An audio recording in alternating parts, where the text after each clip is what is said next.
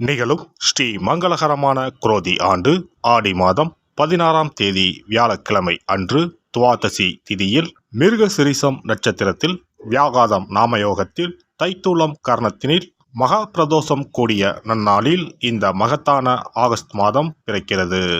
இம்மாத கிரகநிலை என பார்த்தால் ரிஷபராசியில் குரு பகவானும் செவ்வாய் பகவானும், கடகராசியில் சூரிய பகவானும் புதன் பகவானும், சிம்ம ராசியில் சுக்கிர பகவானும், கன்னி ராசியில் கேது பகவானும் உள்ளனர். கும்பராசியில் சனி பகவான் வக்ர நிலையில் உள்ளார். மீனராசியில் ராகு பகவான் சஞ்சாரம் செய்கின்றார். இம்மாத கிரக பெயர்ச்சி என எடுத்துக்கொண்டால் ஆகஸ்ட் மாதம் 1ஆம் தேதியே சுக்கிர பகவானின் பெயர்ச்சி சிம்மத்தில் நடைபெறுகிறது. ஆகஸ்ட் 17ஆம் தேதி சூரிய பகவான் சிம்ம ராசிக்கு பெயர்ச்சியாகின்றார். ஆகஸ்ட் மாதம் 26ஆம் தேதி செவ்வாய் பகவான் மிதுன ராசிக்கு பெயர்ச்சியாகின்றார். ஆகஸ்ட் மாதம் 26ஆம் தேதி சுக்கிர பகவான் கன்னி ராசிக்கு பெயர்ச்சியாகின்றார். இம்மாதம் 31ஆம் தேதி புதன் பகவான் சிம்மத்திற்கு பெயர்ச்சியாகின்றார்.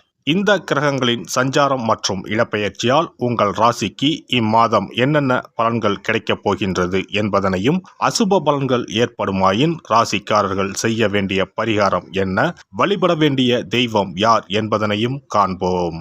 உங்கள் வாழ்வில் வளமும் நலமும் செல்வ செழிப்பும் பெற்று வாழ்வில் உயரிய நிலையை அடைய எல்லாம் வல்ல எம்பெருமானை வேண்டி விரும்பி கேட்டுக்கொள்கிறேன். கும்பராசி அன்பர்களே, இந்த மாதம் சுபகாரியங்களில் கலந்து கொள்ள நேரலாம். பணவரவு நன்றாக இருக்கும். இழுபறியாக இருந்தவை சாதகமாக முடியக்கூடும். தேவையற்ற கவலைகள் நீங்கும். உங்களை பற்றி விமர்சனம் செய்து வந்தவர்கள் அதனை விட்டுவிடுவார்கள். வழக்குகளில் இருந்து வந்த தேக்க நிலை மாறும். எதிர்காலத்திற்கு தேவையான பணிகளை திட்டமிடுவீர்கள். தொழில் வியாபாரத்தில் இருந்த போட்டிகள் விலகும். கடன் பிரச்சனைகள் தீரும். ஆர்டர் பிடிப்பதில் இருந்த கஷ்டங்கள் குறையும். உத்தியோகத்தில் இருப்பவர்கள் எளிதாக பணிகளை செய்து முடிப்பார்கள். மேல் அதிகாரிகளின் ஒத்துழைப்பு கிடைக்கும். பாதியில் நின்ற வீடு கட்டும் பணியை மீண்டும் தொடங்குவீர்கள். சிலர் புதிய வீட்டிற்கு குடிபுகுவார்கள். கணவன் மனைவிக்கு இடையில் திடீரென்று கருத்து வேற்றுமை உண்டாகலாம். கவனம் தேவை. பிள்ளைகள் கல்வியில் முன்னேற்றம் அடைய தேவையான உதவிகளை செய்வீர்கள். வழக்குகளில் நல்ல தீர்ப்பு வரும். பெண்களை பொறுத்தவரை மற்றவர்களிடம் கவனமாக பேசுவது கருத்து வேற்றுமை வராமல் தடுக்கும். வீண் அலைச்சல் குறையும். மாணவர்களுக்கு கல்வியில் முன்னேற்றம் அடைய தேவையான உதவிகள் கிடைக்கும்.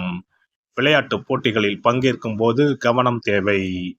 கலைத்துறையினருக்கு புதிய மாற்றம் உருவாகும். அரசாங்க அனுகூலம் ஏற்படும். வாகனங்களை உபயோகப்படுத்தும் போது மிகவும் கவனம் தேவை. வெளியூர் வெளிநாடு செல்ல வேண்டியிருக்கும். அரசியல் துறையினரை பொறுத்தவரை பணப்புழக்கம் அதிகரிக்கும்.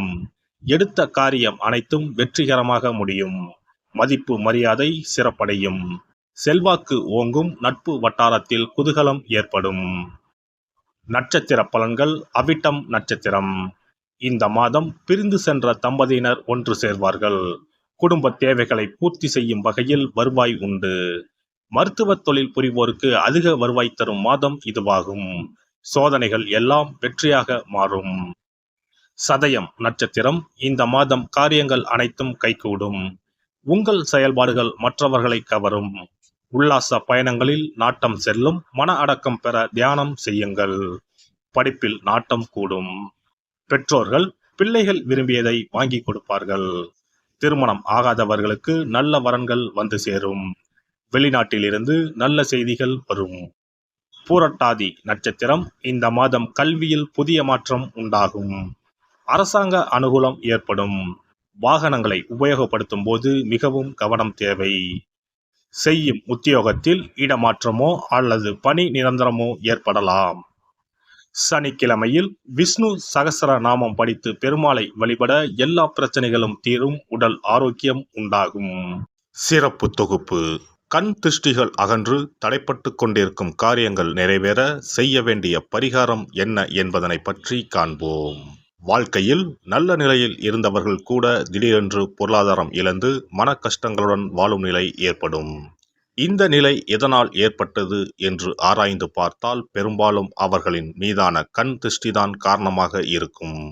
கல்லடி பட்டாலும் கண்ணடி படக்கூடாது என்று சொல்வார்கள் அல்லவா, அது உண்மைதான். இது போன்ற பிறரின் பொறாமை கொண்ட கண் திருஷ்டியினால் பலரின் வாழ்க்கை சிரமத்திற்கு ஆளாக நேரிடும். இது போன்ற கண் திருஷ்டிகளிலிருந்து எப்படி தப்பிப்பது? இருக்கவே இருக்கிறது எளிதாக கிடைக்கும் ஊமத்தஞ்செடி. தெய்வ சக்தி நிறைந்த செடியாக கருதப்படும் ஊமத்தஞ்செடியின் காய், பூ, இலைகள் என அனைத்தும் தீய சக்திகள் விரட்ட பரிகாரத்துக்கு பயன்படுகிறது. பொதுவாக ஊமத்தம் காய்க்கு கெடுதலை அகற்றக்கூடிய சக்தி உண்டு. நம் வீட்டில் உள்ள எதிர்மறை சக்தியை அகற்றுவதற்கு ஊமத்தங்காய் தீபம் சிறந்த பரிகாரமாகிறது.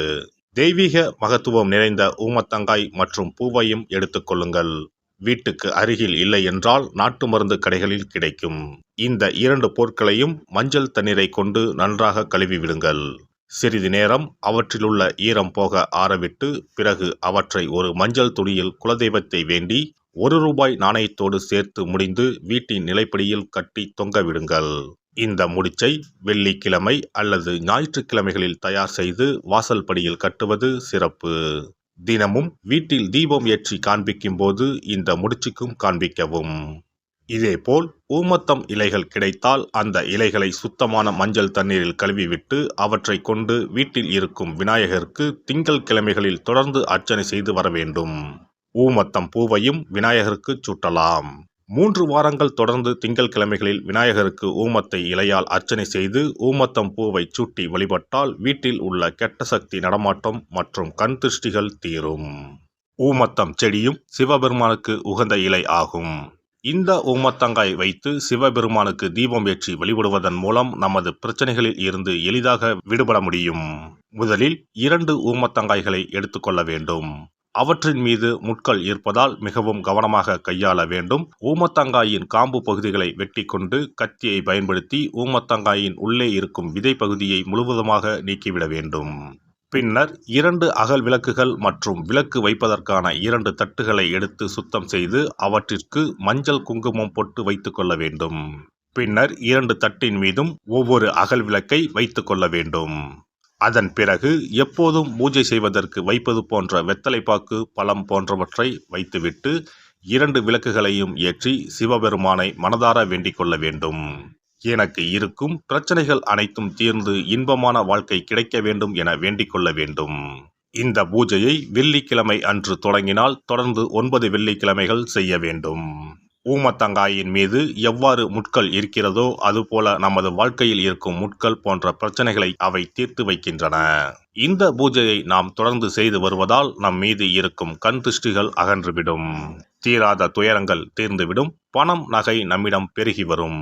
சிலருக்கு கையில் சுத்தமாக பணம் இருக்காது. வறுமை தாண்டவமாடும். கடன் தொல்லையால் கஷ்டப்படுவார்கள். பண பிரச்சனையில் சிக்கி கொண்டிருப்பவர்கள் இந்த தீபத்தை ஏற்றினால் 3 வாரங்களில் நல்ல பலனை பெற முடியும். தொழிலில் நல்ல முன்னேற்றம் இருக்கும். கடன் பிரச்சனைகள் தீரும். உறவினர்களிடையே பகைமை இருந்தால் அவையும் மறைந்துவிடும். நோய்வாய் உள்ளவர்கள் இந்த தீபத்தை ஏற்றுவதன் மூலம் நல்ல பலனை பெற முடியும். பொதுவாகவே எந்த பரிகாரம் என்றாலும் அதை முழு நம்பிக்கையுடன் செய்தால் மட்டுமே முழு பலன் கிடைக்கும் என்பதை நினைவில் கொள்ளுங்கள். எல்லாம் வல்ல இறையருளால் நீங்களும் உங்கள் அன்பு குடும்பமும் உடல் நலம், நீலாயுள், நிறை செல்வம், உயர் புகழ், மெய்ஞானம் ஓங்கி வாழ்க வளமுடன்.